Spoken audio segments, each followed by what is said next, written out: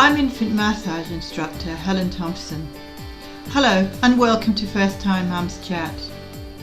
Being a parent for the first time is challenging and changes your life in every way imaginable. To help ease your transition into parenthood, I aim to offer supportive, holistic approaches and insights for mums of babies aged 4 weeks to 10 months old. My goal is to assist you to become the most confident parent you can and smooth out the bumps along the way. This podcast is brought to you by My Baby Massage, so let's do this together. This podcast is for informational purposes only and does not constitute medical advice. Please contact a medical practitioner if you are concerned or have any medical issues. I'm often asked by mums what they can do when their baby is experiencing sleep issues. This is such a controversial topic with lots of differing opinions, and I wanted to speak with someone who is an expert. I'm excited in this week's episode, Let's Get Real about newborn sleep, to be interviewing Catherine Thompson, who is a baby sleep consultant who provides practical sleep support and guidance to families with babies from newborn up to 2 years. This episode offers you practical tools and ideas, and we talk about topics including listening and watching your baby's cues, and most important, cuddling. Hi Catherine, and it's a pleasure to have you here on First Time Mums, and I've been looking forward to this podcast for a while, and as discussed we're going to have a chat about first 4 months, so I will pass it on to you to introduce yourself and to take it from there. Lovely, Helen. Thanks so much. And thanks for having me on here. I'm really excited about the opportunity to talk about sleep, as it's very widely, I guess, talked about for expectant parents and new parents, new mums. So yeah, what I'd love, so I'm a baby sleep consultant, just to give you a bit of a background. I used to be a children's nurse, and then I've worked in early education for about 15 years now with under twos. I'm a mum myself. I've got 2 lovely little girls, and so I guess I can empathize firsthand on how sleep really does just become so apparent when you become a parent. And through this, I guess I've really taken more of an interest into sleep and understanding the physiology behind it, and I guess the capabilities of these little babies when it comes to sleep. So that's why I guess I wanted to sort of look at the first few months with you today. And yeah, since I've had the girls and after all that experience, I then established my own baby sleep consultancy business, which is called Completely Baby. And how old are your own kids? So they are 3 and 7. Oh, so you've gone, as you say, you've gone through it all, so you have an idea of how first time mums are feeling. Yeah, and I think everyone's different. Obviously, every baby is very unique, so that's definitely something that I really appreciate, having seen two children from the same parents and how different they are. Just like different adults, can function off different amounts of sleep, and lack of sleep affects people in different ways. But definitely sleep is becoming more and more apparent as being a primary sort of health, just like nutrition and physical health. Sleep is so important. Sleep is so important for us. How would you give some feedback to a mum who's desperate because her 4 months baby isn't sleeping? I mean, from my own experience, I know that a 4-month-old baby doesn't necessarily sleep through the night, but what would your recommendation as a sleep consultant be to a mum of 4 months who is trying desperately to get sleep herself and finding it really hard? What tips would you give a first time mum of that age group? Sure. So, I think when we look at 4 months, there's often quite a lot of stuff said about what's called the 4-month sleep regression. And what I try and, I guess, reterm that as being a progression. So it being a natural sort of stage of of time for your baby. And we call these little leaps mental, these little periods mental leaps. So often they're, really natural developmental sort of stages, but they can unfortunately definitely offset sleep a little bit. So I guess at that 4-month stage, which is quite a common leap, every baby definitely experiences these leaps differently. So it's not necessary that your baby is going to go through a full regression at that stage. But for a 4-month-old baby, if you're a mum that's really struggling, I would definitely just maybe take a little step back if you can and think about how your baby's settling for sleep. What I'd like to talk about a bit later is sort of settling. And when I look at sleep, I don't really look at any sort of real settling strategies until around this sort of 3-month mark. So until babies are a bit more emotionally ready and physically ready to be able to handle that. So for a 4-month-old baby, what I'd love to explore a bit is look at, I guess, how much day sleep they're getting. So look at how they're settling for those naps. So when we look at sleep in a 24-hour period. Yeah. So day and night really go into one. So I'd look at how they're settling for those day naps and really try and work with the family on encouraging those naps and that day sleep and providing, I guess, a lot of comfort to that baby, especially if they're going through a bit of a regression or a mental leap. Often, they may be a little bit more, they may want you a lot more comfort at these times. Yeah. So yeah, providing them with that comfort that they need, and I guess using little tools such as doing maybe looking at some patting or shushing, responding to your baby when they're giving you those signs that they need some support. And definitely then I guess looking at, what options have you got? So have you got a partner that can help maybe take the baby off in the pram for a little nap whilst you get some rest? So self-care and looking after yourself during that period is also really important. Yeah, but you mentioned sleep regression, but from my understanding, I didn't think that babies at 4 months would normally, as you mentioned, naturally sleep through the night because they're only little. I mean, you can't expect a 4-month-old baby, as you say, to sleep through the night. So I guess, right, as you say, you just give them the comfort that they need and the support that they need. I mean, am I right in saying that first-time mums of 4 months baby shouldn't expect the baby to sleep through the night? Is that an accurate?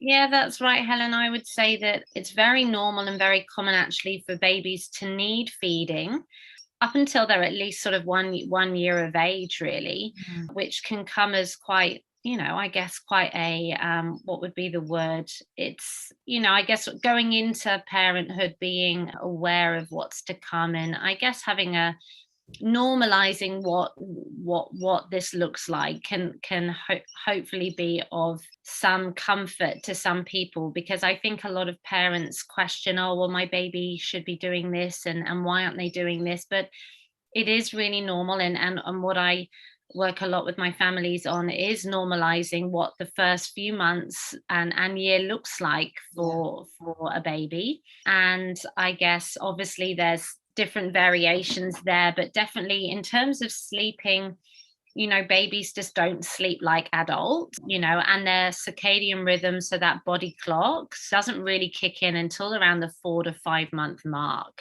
So understanding, I guess, a little bit about what's going on for them in their bodies, the need to feed, to grow, to develop is there. And their sleep cycles are also very different to adults. So, they will naturally wake potentially when they're little through those sleep cycles, and they may need some responding and some reassurance to get back into sleep. Yeah, I know. I tend to rather agree with that, because you can't force a baby to sleep. You just have to accept that up until, as you say, 6 months, they do need that time to sort of understand how it all works. And as a new parent, you are going to have sleepless nights. You just have to, it's part of the parcel, I guess, of being a parent. It is. And, I think that with that, there comes, I guess, a what does that look like? So looking at, like we said, like a bit of a, I guess, a realistic time frame. And with that, there definitely always is, someone to reach out to. There are support networks, and there is support out there to support you with your baby's sleep. So your midwives, your maternal, child and family health nurses, hopefully, that you may have access to. All these people can hopefully give you some support with sleep and baby sleep. And then it's looking to then friends and family, that hopefully can maybe step in during that initial period and take some relief off you. So going into having baby, with that knowledge and knowing that you may have a few rough nights to come, but I guess taking a bit of pressure off maybe other things in the house. So help with food, help with the housework, stuff like that. No, I actually rather agree with you on that one, because I think, yeah, a lot of mums don't realize that. And yeah, and what I mean, dummies, this has just come up in my head just now. I was just thinking, I personally don't agree with dummies. I personally don't think you should give a baby a dummy. That's just my own personal choice. And I know that some parents do, because I think it's something to do with the sucking reflex or something. It gives them comfort. But from my experience as a childcare worker, and I also do baby massage, which I was going to ask you about and sleep in a minute. But with dummies, do you feel that dummies are a good thing to give to a baby to help them to sleep at that young age, or is that something that was better when they're older? It's just come into my head just now, so I thought I'd ask. Yeah, so that's definitely one that I get asked a lot too. And dummies, I think one of the first things I would say about dummies is if you've chosen to breastfeed, then I would wait till breastfeeding is fully established. So you can really engaging that support with your breastfeeding clinic and your lactation consultants in hospital before you head home, to really set you up for success for that. Now, if we introduce dummies before breastfeeding is established, then that can relate to a bit of confusion for the baby and may interfere with feeding and stuff. So I guess firstly that would be my first, err on that side of caution with a dummy, and get your feeding set up. Then when it comes to dummies, what I would say is they can be, for babies, that definitely sucking to soothe is a very normal instinct. Yes. So for those for those slightly older babies that maybe you're struggling to get off the breast, and you've tried other, various other ways of settling or trying to calm your baby, such as shushing, using a bit of white noise, dimming the lights, giving them a bit of a rock, lots of cuddles, all of that stuff. If that's not working, then I think dummies can be of help for calming the baby. And then I guess what we would want to do, try and do, is then once the baby's calm, see if we can take the dummy away again. But definitely what we just have to be careful is that we don't, with really little babies, we want to feed and sleep on demand. So definitely for those first sort of 4 months, feed and sleep should be on demand. Yeah. So we don't want to, I guess, ignore a cry that may be a hunger cry, for example. So yeah, definitely offering your baby a feed, and if your baby's had a feed, then a dummy can be a useful, let's say, tool to bring out for calming, or during those moments where you've tried sort of every other thing that you can think of. And I guess if the bottle fed, it's the same theory, because some mums don't breastfeed. I mean, some bottle feed. I mean, I guess that's the same technique for a bottle fed baby as it is to a breastfed baby. Yeah, so watching for those cues, and I guess if your baby isn't hungry, and again you've tried other settling strategies, and some babies actually don't want to take a dummy, so a lot of families will have tried offering dummies, and sometimes it's actually finding the right one for their baby, but some babies will just push them away. So we sort of have to respect that. But you know, when we talk about sleep and when we get a little bit later at around that 4-month mark, when sleep associations can start coming into play. So when we look at sleep associations, we look at independent and dependent ones. So dependent ones would be something like the dummy. Let's say if the baby's learning to fall asleep with the dummy in their mouth. And what we would try and do then is maybe suggest that you remove that dummy before the baby falls into a deep sleep, so that we're encouraging them to develop those skills of falling asleep by themselves. Yeah.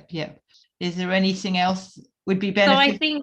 I think definitely being aware of safe sleeping. So, you know, getting your SIDS, so red nose. So looking at what in your own country, what safe sleeping practices are. And in Australia, we go by red nose. So there are 6 steps to safely sleeping your baby. So really being aware of those practices going into having your baby, and in the first, you know, in that first year, looking at your little newborn and knowing that days are going to be different is quite an adjustment for a lot of parents and mums, and definitely was for me. So and I think we've got to be kind to ourselves. So, you know, I'm a big believer in looking after yourself to be able to look after your little ones. So knowing that if we can be a little bit flexible with things, because babies aren't wired to go by the clock, they're just gonna do their own thing, and there aren't going to be patterns at this stage. So if we can go into it with a little bit of a flexible approach, then I feel that just takes away a lot of the stress that we're going to put on ourselves otherwise, and on our baby. So yeah, does that answer that question? No, yeah, it does. I was just thought because I know about SIDS, because I've also done tummy time. I've done a course on tummy time and baby massage, so I'm fully aware of what SIDS, and you've got to be very careful on that, because we can't get a baby to sleep on their back. I mean, sorry, you're not supposed to get a baby to sleep on the tummy. They've got to sleep on their backs and all that kind of thing. And as you say, in each country, it's different. So you need to check on what the country says. But basically, I'd say you just have it sleep, let a baby sleep on their back, and check on them every so often to make sure they're okay. And yeah. That's right. So the six ones are obviously placing your baby on your back for their sleep, keeping baby's face and head uncovered, making sure your baby has a smoke-free environment before and after birth, and making sure that they're sleeping in a safe space, so that the mattress and the cot and everything, bedding, is all sort of meeting the safety standards.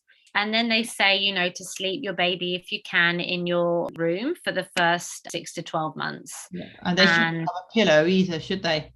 No pillows. So no bedding inside. Yeah. And then breastfeeding if you can. So those are the 6 sleep suggestions from Red Nose. Yeah, that's what I thought. So yeah. So it's good to make yourself aware of those. And then, do you know what? I think it's such an overwhelming period of time for new mums, filled with many amazing moments, but also a huge transition. And I think just knowing that, you know, you've got to look out for yourself and get some time in to meet your needs as well.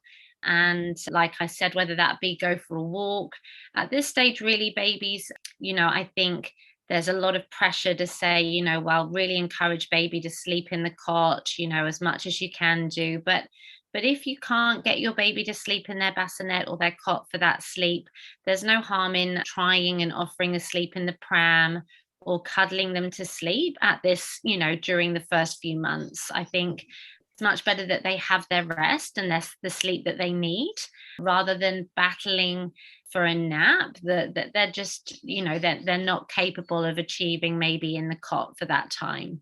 Yeah, because babies like skin to skin time. I mean, because they're so used to being inside the womb.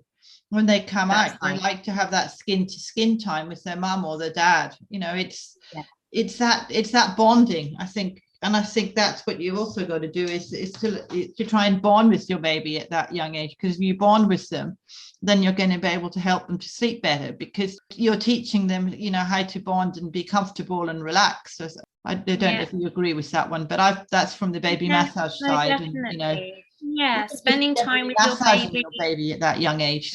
No, baby massage is a lovely way of connecting, and I think if you're able to, and you've got the ability to spend that time and dedicate that time to really, I guess, fostering that relationship with your new baby. And a lot of my philosophy and my beliefs come from something called the educaring approach, which stems from Magda Gerber, and she definitely believes and promotes the art of slowing down and respecting the infant, allowing time for them to explore and play uninterruptedly. And all of this stuff, builds relationships, strengthens relationships. And by slowing down, I really, truly believe that's how we learn, and that's how we sensitively get to observe what our babies are telling us. And that's when we start to look at reading their tired signs and understanding baby cues. And all of this stuff is going to really help going into when they get a little bit older. So knowing, in the first few weeks, months of your baby being born, spending the time to look for those signs is going to help you with settling and sleep massively. Yes, you're on the same wavelengths as me. I think you've just got to let them explore, as you say, and giving them lots of tummy time and exploring in sleep and skin to skin time is what. Yeah, I agree with you there. I think that's true. So yeah, and lots of cuddles. Really normal. Again, the fourth trimester is something we talk about. So those first few months outside of the womb. So if we think back to when your baby's in utero, they're used to being, I guess, rocked to sleep because of you walking around. They're used to hearing the sounds of the placenta, which is why we suggest using a lot of white noise at this stage with settling, because that can often help support that sound. Shushing, patting, all of those sort of things to help them find sleep. We can't expect babies at this stage to be able to naturally find sleep easily. It's a learned skill. So it's a skill that takes, I guess, developmental readiness to achieve. And every baby's different. Some babies might sleep through the night at 6 months, some might be 7, some might be 8, and some might not be for a year. Absolutely. And temperament plays a huge part in it. So, you may find that your baby needs along the way a bit more, let's say we call it wind down time. So preparing, getting in that sort of state for sleep. So it's then, it's with time. And I always say one of my biggest things is day by day. So trying to be patient, taking each day as it comes, because at this stage it really can be very varied. And learning about your baby's temperament, and I guess whether your baby needs a little bit more time to calm and relax prior to going to sleep. Some babies will just find that very easy, but some others may find it more challenging. So it's learning for us all in that time. And learning for the mum, as you said, said before we close off, as you said, you've got to take care of yourself. So if you can't take care of yourself, you're not going to be able to take care of a little one. And I think that's so important to be able to do that. And around when your baby's sort of at around that 12-week mark, when they're beginning to, I guess, mature a little bit more and be a bit more emotionally ready to take on a bit of, let's say, gentle settling cues and responses, then at another stage we could probably talk about gentle response-based sort of techniques to encourage your baby to settle. yeah, it's a unique period of time, isn't it? And it is a bit of a whirlwind, but yeah, reach out to those support networks and know that there is help out there, and don't be afraid to, yeah, speak up and yeah, all of that stuff. If anybody wants to get in touch with you and find out more information, is there any sort of website or anything that you've got that they can do that with? Yeah, Helen, so if you just want to jump onto www.completelybaby.com, that's my website, and all the information's on there. But you can give me a call for a free chat, and you can book that in or just pick up the phone. So yeah, I'm here to hopefully try and make things a little bit easier for you. I think it's always nice to share information. As you know, it's always case by case when you get families. I'm a big believer in supporting the community and stuff, and trying to make this parenting journey a little bit easier. Yes. Okay. Well, thank you very, very much, Catherine. It's been a pleasure to have you on this podcast. I've really, really enjoyed talking to you. Thanks, Helen. Thanks very much. I believe that if you put into practice at least one or two suggestions that Catherine shared, you will see an improvement in your baby's sleep pattern. My invitation to you is to actually apply what you learned from this episode, and please do let me know how you get on. Subscribe to the First Time Mums Chat podcast via my website at mybabymassage.net/podcast. And I'll let you know each week via email when each new episode is ready. Thank you for listening.